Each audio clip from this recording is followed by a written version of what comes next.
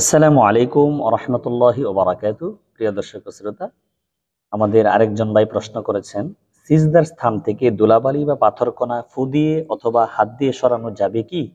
গুরুত্বপূর্ণ একটি প্রশ্ন। এই প্রশ্নের উত্তর হলো, নামাজের মধ্যে সিজদার স্থান থেকে ধুলাবালি বা পাথরকণা অথবা অন্য কোনো কিছু ফু দিয়ে কিংবা হাত দিয়ে একবার সরানো যাবে। তবে একবারের বেশি সরালে নামাজ মাকরুহ হবে। যদি তা সরাতে গিয়ে কিবলার দিক থেকে বুক ঘুরে যায়, তাহলে নামাজ নষ্ট হয়ে যাবে।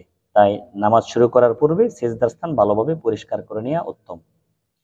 আল্লাহ তাআলা কালামুল্লাহ শরীফে ইরশাদ করেছেন, হাফিজু আলাস সালাওয়াতি ওয়াস সালাতিল বুসতা ওয়া কুমু লিল্লাহি কানিতিন। তোমরা সমস্ত নামাজের প্রতি যত্নবান হও, বিশেষ করে মধ্যবর্তী নামাজের ব্যাপারে, আর আল্লাহ তাআলার সামনে একান্ত আদবের সাথে দাঁড়াও। সূরা বাকারা আয়াত নাম্বার 238। অতএব নামাজের মধ্যে নড়াচড়া করা, কঙ্কর সরানো, এগুলো না করাই উত্তম। হাদিস শরীফে এসেছে, আন মুআইকিবি আন্নান নাবিয়্য সাল্লাল্লাহু আলাইহি ওয়াসাল্লাম قال لا تمسح وانت تصلي فان كنت لا بد فاعلا فواحده تصبيه الحصى।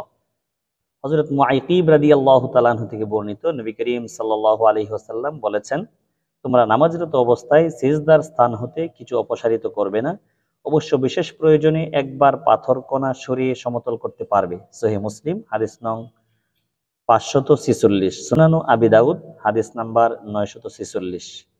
মোট কথা, সিজদার স্থানে যদি এমন কোনো জিনিস থাকে যে জিনিসটা থাকার কারণে নামাজি ব্যক্তির সিজদা করতে কষ্ট হয়, তাহলে নামাজি ব্যক্তি ফু দিয়ে অথবা হাত বাড়িয়ে একবার পরিষ্কার করতে পারবেন। একবারের বেশি এমন করলে নামাজ মাকরুহ হবে, আর বারবার করলে আমলে কাসির হওয়ার কারণে নামাজ নষ্ট হয়ে যাবে। আল্লাহু আ'লামু বিস-সাওয়াব। আশা করি মাসালাটি বুঝতে পেরেছেন। আজকে এ পর্যন্তই। আল্লাহ তাআলা সকলকে ভালো রাখুন, সুস্থ রাখুন, আমিন। আসসালামু আলাইকুম ওয়া রাহমাতুল্লাহি ওয়া বারাকাতুহু।